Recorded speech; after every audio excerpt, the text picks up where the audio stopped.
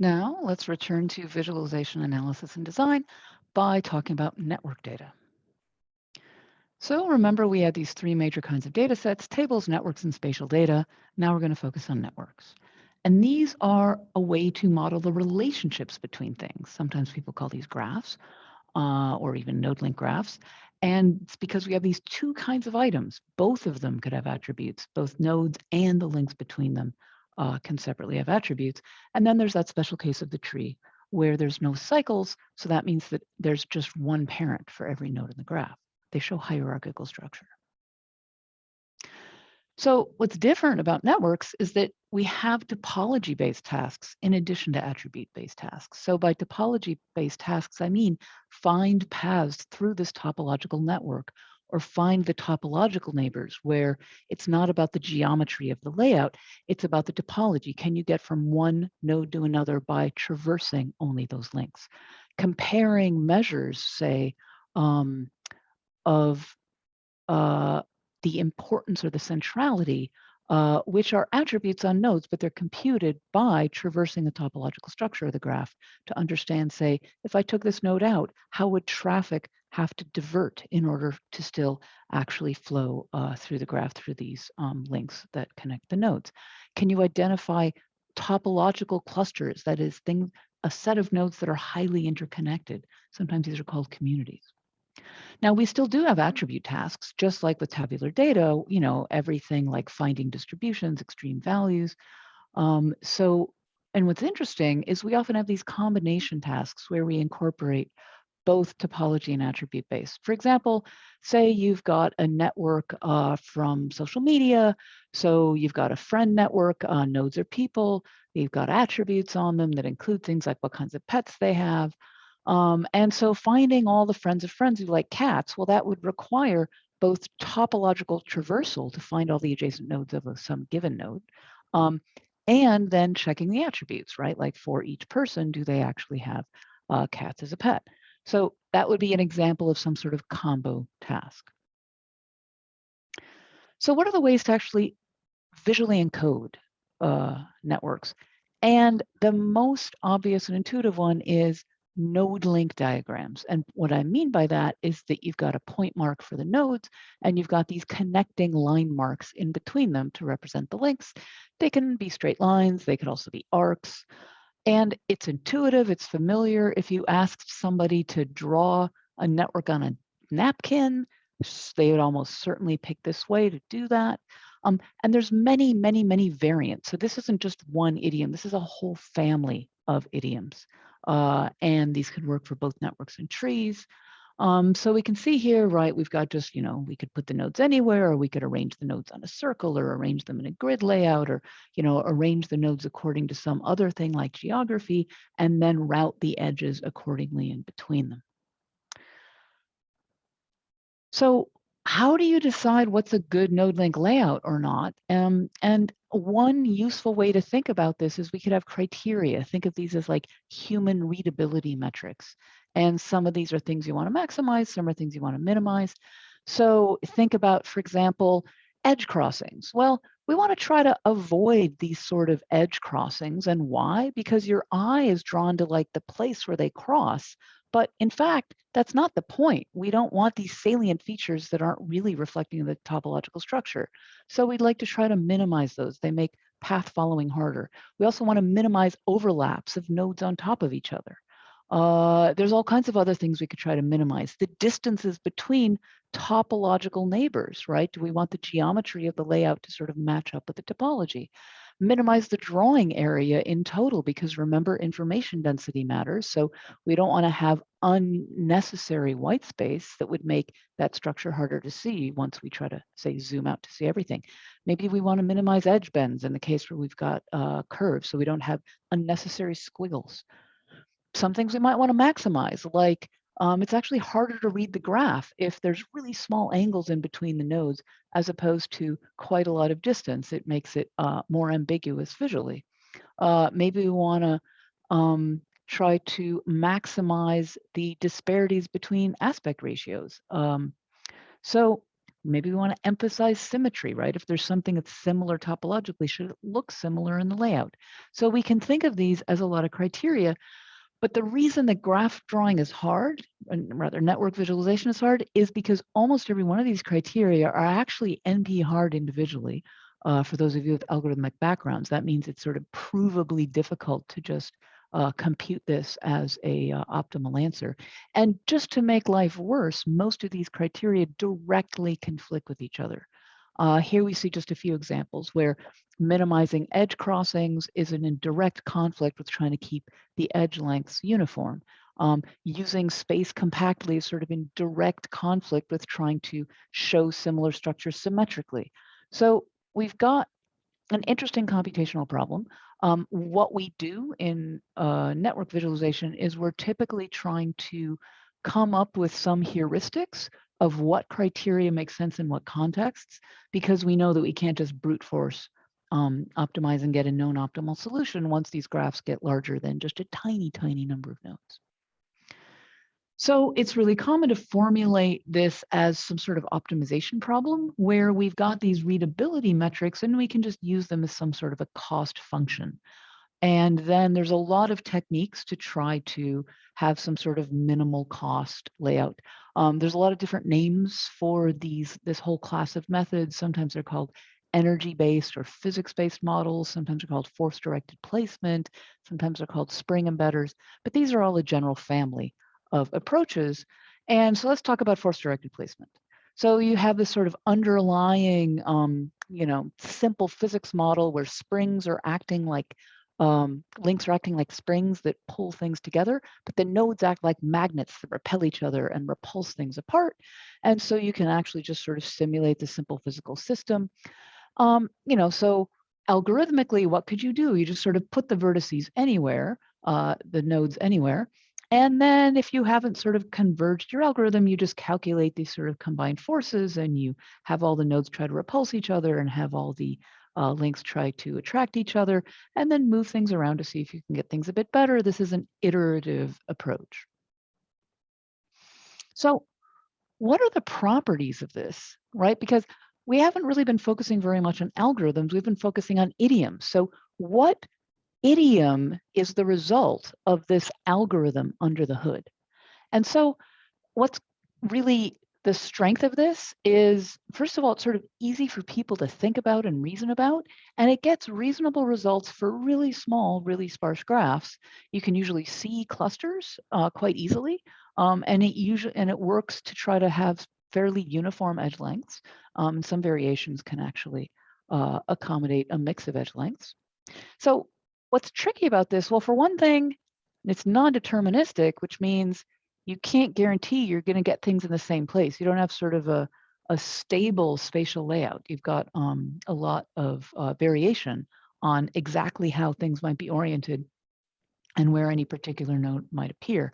It is quite computationally expensive. If you do the naive thing, then it's actually n cubed if you've got n nodes, because each one of those steps is actually n squared, and it takes roughly about n cycles to hit some equilibrium point for these sort of optimization-based approaches.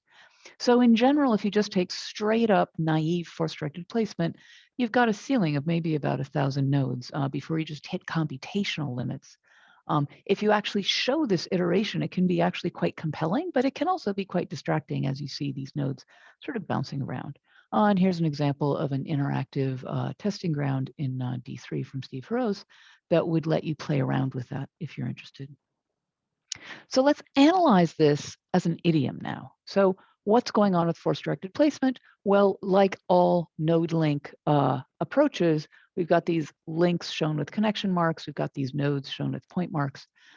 But what's interesting from an analysis point of view is, so what does spatial position mean? We really emphasize the meaning of spatial position with a lot of these tabular data layouts. But here we're not directly encoding anything with spatial position, right? That's actually something where algorithmically we were trying to minimize the number of crossings. And so the idiom result of that is we're not directly encoding a particular attribute with spatial position with pure force-directed placement. So we've talked a lot about how important proximity is. So what are the semantics of proximity? Well, sometimes it means something, right? Sometimes we see, like in this picture here, we're seeing these little clusters of nodes that are highly interconnected and they're geometrically close to each other. But sometimes proximity doesn't particularly mean anything. It's an artifact. If we'd started it up with a different random number seed, maybe we would get things in very different places. So it's this interestingly tricky thing. And also, another thing to notice is that when there's a strong connecting force between these nodes, we have very short edges, so they're sort of less visually salient. We can have some really long edges that mean something is quite far away and distant. So we've also got a bit of a tension between wanting similar things to be geometrically close, but having these really long edges be the things that jump out at you in terms of pop out. So there's a lot of complexity here in terms of how this algorithmic approach sort of yields an idiom that has not as easy to analyze properties as some of those sort of standard approaches like, bar graphs and scatter plots and so on with tabular data. Things are a little more complex here. So the tasks that this is good for, well, definitely exploring topological structure, being able to trace those paths and locate them, being able to see cluster structure. This is what force directed placement is quite good for when the graph is small enough and sparse enough. So in terms of scalability, in general, you need to have a relatively small number of edges compared to the number of nodes. So, one analysis suggests that having more than 3 or 4 times the number of nodes really just ends up with a very difficult to understand graph. So compared to, you can have up to n squared the number of nodes, the number of edges as nodes in a graph. So by graph theoretic standards, these are actually quite sparse graphs that work well with force-directed placement. What else could we do? Well, one thing we could do is say, hey, let's restrict nodes' positions according to something. For example, circular layouts are where you say, well, let's put the nodes around a circle. Arc diagrams are where you lay the nodes out along a line. And so, from an analysis point of view, what are we doing here? We're taking our original network and then we are deriving a new attribute on the nodes, which typically requires a global computation. And that node ordering is trying to usually, again, we have this idea of what are the criteria that we're trying to compute. So we're trying to avoid excessive clutter from these edge crossings. So there's many approaches to node ordering. One particular one is called barycentric ordering. So here's a couple of examples before and after that barycentric ordering. Down below here, we've got a circular order, and notice how without reordering, it's just sort of a cluttered mess. After the ordering, we're actually seeing quite a bit of structure. Similarly with our arc diagram, where on the left, before ordering, it's fairly hard to see structure, and after doing this node ordering, we are able to see more of that structure. So this is an alternative approach to node link diagrams where, again, we have this idea that we're laying out the nodes and then routing the edges accordingly. So there's a whole nother family of how to draw graphs, which is, or rather how to draw networks, where we can basically turn them into tables. So we could derive an adjacency matrix from the original network. Here we see an example where we say, there is a link from A to B. So I am going to actually fill in this matrix that square that goes between A and B. And there's a link from A to C, and I'm going to fill in that square. But there's no link from A to D. So that A to D square on the top of the matrix, that's not filled in. So what is interesting about this approach? Here's a few examples we can see, right? Like if we've got this hub sort of structure, we'll see a line in one direction. We can see things like if things are fully connected, then we see a clump here. So we can convert these node link diagrams into these adjacency matrix views. Now, what's crucial, again, is this idea of order. So on the left here, we have a large adjacency matrix of the Les Miserables data set of relationships between characters in Victor Hugo's novel. And so before reordering, it's quite hard to see structure. But after doing this reordering, in fact, we see a great deal of structure in this graph. So this is just like reordering when we talked about the heat map. With these matrix views, order is crucial, and typically we do some computation about trying to find this sort of full two-dimensional ordering.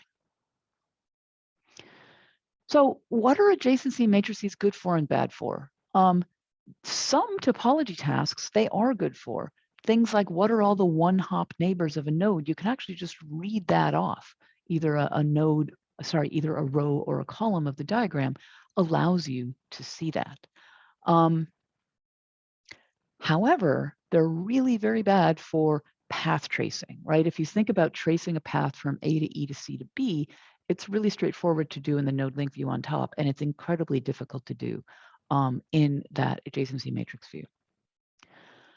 So there are ways, typically these would need to be taught, just like with parallel coordinates, where people are not normally trained in this. People are not typically trained in how to interpret adjacency matrix views, but this is something that is teachable, where you can see these cluster structures after reordering has occurred by actually seeing these, geometrically proximate regions of the graph.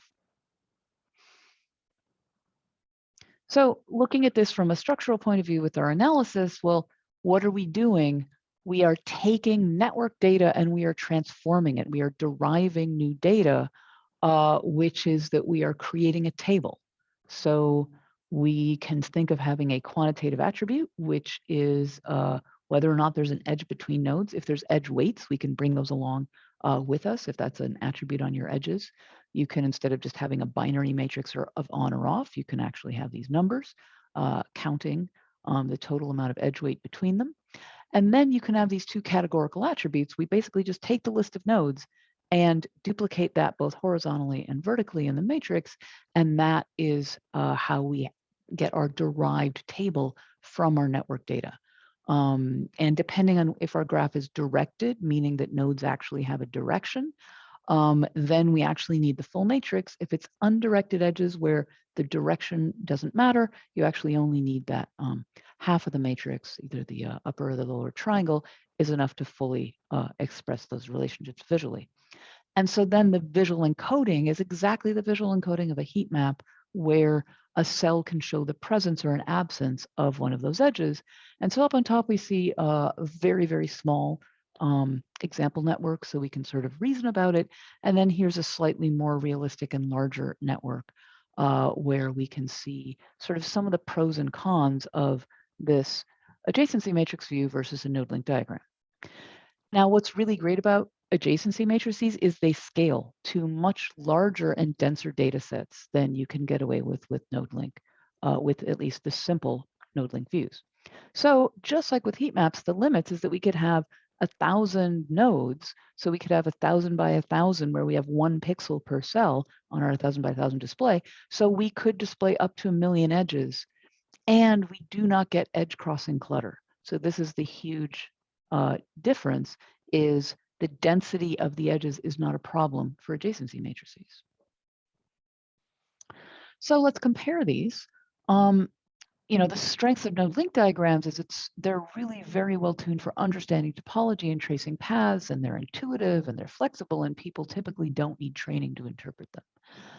Whereas an adjacency matrix, it's really much more focused. It's like an edge-centric view rather than a node-centric view.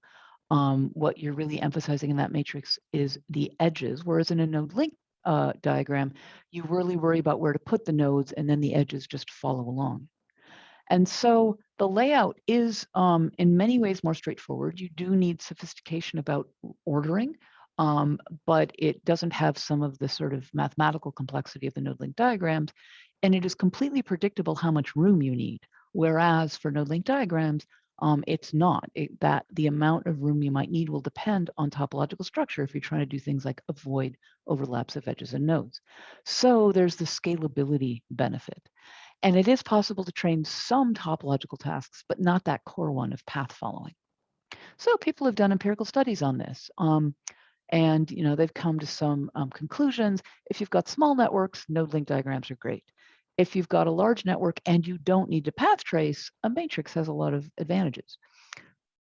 Of course, if you have a large graph and you do need to path trace, this is why we've got a lot of work that's happened in network visualization to try to find more sophisticated approaches that could actually still get a lot of the benefits of these node link views, but how can we then deal with some of these trickiness about avoiding huge amounts of visual clutter? So for example, people have proposed, what about hybrid views? What if you try to say, well, where it's dense, let's have little teeny adjacency matrices, and where it's sparse, let's sort of revert back to something that looks much more like a node link view. So this is a interesting one called Node Tricks that really tried to sort of capture the strengths of both. So we've been talking about networks. Let's also talk about trees. So what can we do? Well, we could just have node link diagrams, just as we've talked about with networks. These are very common with trees as well.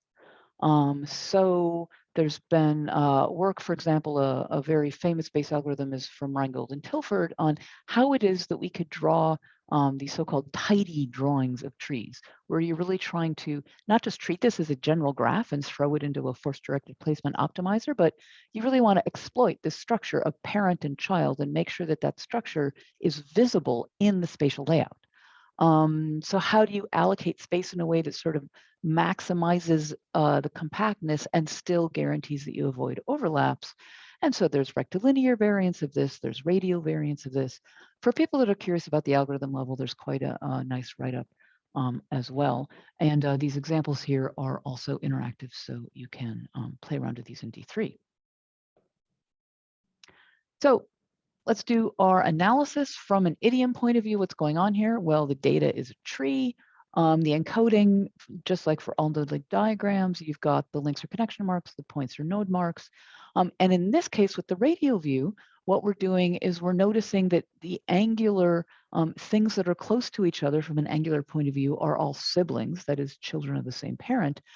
And notice how we're able to read out the depth in the tree based on the radial distance away from that center node, because the root's in the center, and then this is a rooted tree laid out radially. So we can do a very good job of understanding the topological structure and following paths. What's the scalability of this idiom? Well, if you do need to draw labels like we're seeing here, maybe you could fit about 1,000 on a typical 1K by 1K screen. If you don't need to explicitly show labels, then maybe you could fit around, say, 10,000 nodes might be reasonable in that same amount of space. So what else could we do? There's an interesting alternative when it comes to tree data. So we've been talking about having these links to show these links shown with these connection marks. And that is that common case with node link diagrams. So and when we're showing the links explicitly with these connection marks, it makes topological tasks straightforward. But we could also use, remember that we've got this other approach. We could use a containment mark, an enclosing mark, and that allows us to have some sort of a nested structure where we're showing parent-child relationships by enclosure. And what's interesting about this is this can be done recursively. We can show the full set of parent-child relationships like this. And so there's an entire family of approaches. These are called treemap approaches, where what we do is we use enclosure, and then the ultimate size of the leaf nodes can be tied to some particular attribute values. And then that can percolate up where, depending on how much room you need to draw the leaves, you can draw their parent, and then so on all the way up to the root. And so you have this size coding that is really emphasizing attribute values. So let's look at an example. There's many variants of tree maps. Here we're looking at what's called the cushion tree map algorithm. So what do we get with our analysis? Well, our data is a tree, and we explicitly think that we have a quantitative attribute at each one of the leaf nodes. So then our encoding is that we've got these containment marks. This is a rectilinear approach. And the size encodes this quantitative attribute, and then that percolates up through the interior nodes up to the roof. So here we're using a somewhat subtle way of doing shading to try to emphasize that structure, as if there were sort of bumps, these cushions with lights shining on them. But we are much less able to follow topological paths, it is less obvious what the parent and child relationships are. It's not impossible. It's sort of subtly encoded with this, and we can see these sort of hierarchical structure. But what we're really noticing is the attribute at the leaf nodes. So in this example, and this is a classic use case for tree maps, we're looking at disk space usage within some computer file system. And what jumps out at you is, whoa, there's that giant file. Hey, do I still need this? Can I delete this? And so, just like all of the matrix style layouts, our scale limit is maybe about 1 million leaf nodes, which of course is quite a lot. And so this is one of these enclosure-based approaches that works because we're using enclosures to show that hierarchical structure. So it's specifically for trees rather than for general networks. Now, there's one more thing we could do, which is to implicitly show those parent-child relationships with spatial position alone. So instead of using this containment approach, or connection, what if we just use spatial position in a structured way to show that parent-child relationship? And we can do this radially. Here's an example of an algorithm called Sunburst for doing that. And here's an icicle plot on the right where we're doing that rectilinearly. But in all cases, we are implicitly showing these parent-child relationships by either radial or rectilinearly, having parents and children. And typically the parent will take up more space, the children less space. And so we can read both the depth in the tree explicitly from these positions, and from those we can then infer these parent-child relationships. So notice how in the tree map, it's really emphasizing the leaves, and then the hierarchical structure is a little more implicit. In the sunburst, we're actually getting the radial position where both the inner nodes, and we actually have marks representing the inner nodes, not just the leaves. Similarly with icicle plots, we are representing both the inner nodes and the leaves, as opposed to just having enclosure for the inner nodes like we do on the tree map. So that's a fourth way to draw specifically trees. We can't do this with networks because nodes could have more than one parent in a network, but just one in a tree. So there's a lot of different ways to draw trees. Here's an example from a nice paper by McGuffin and Robert, where, look, here's a whole bunch of different ways to draw a tree. So what are some ways we can think about this? So first of all, we can think, okay, what data is being shown? Are we explicitly drawing the links, or are they implicit? Are we explicitly showing the depth in the tree in some way that's easy to read off? Is the order of siblings actually clearly visible as we get in some of these rectilinear layouts? Or maybe is it harder to see as we see in some of these radial layouts? So what are the design choices we should consider as visualization designers? Well, are you showing links with connection or containment or just spatial position? Is your layout rectilinear or radial? How are you using spatial position? And some of the things we can say is, where are we being redundant? Where are we showing, for example, in the tree diagrams in the upper right left corner, we're redundantly both showing link marks and you are able to read off depth in the tree from spatial position. So some of these have that redundancy, others don't. Where are we doing something that is arbitrary rather than guided by the data? And what is the information density? We are always going to keep coming back to this. When are we either wasting space or using space compactly? So consider this. What if you had to draw a label inside the node? Because of course we often need labels to make this actually useful rather than just a pretty picture. So how much room is there to fit labels? Notice in how some of these we have teeny tiny nodes, very little room to draw labels. In others, we have a great deal of room to draw the labels. So this information density is a major consideration because, of course, in this example, these are quite small. Remember that we could have much, much larger networks or trees.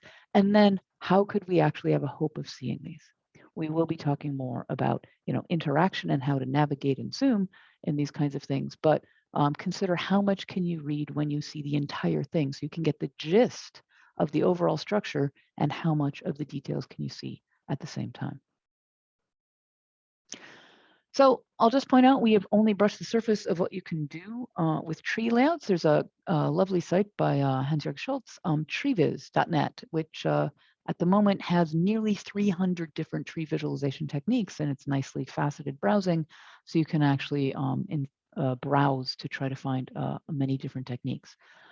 So there are a great deal of choices about how you could lay out networks. And here we've been focusing just on the spatial layout of the nodes and the links. So we've talked through 4 different ways to arrange networks and trees in terms of the spatial layout. There's node link diagrams, there's adjacency matrices. These work for both networks and trees, although adjacency matrices are much more commonly used for networks than for trees, but node link are very common for both. There's enclosure, which is specific for trees, where you're showing hierarchies through nesting, and there's implicit approaches where you're just using spatial position alone and not explicitly drawing a mark for those links. And again, that's for trees.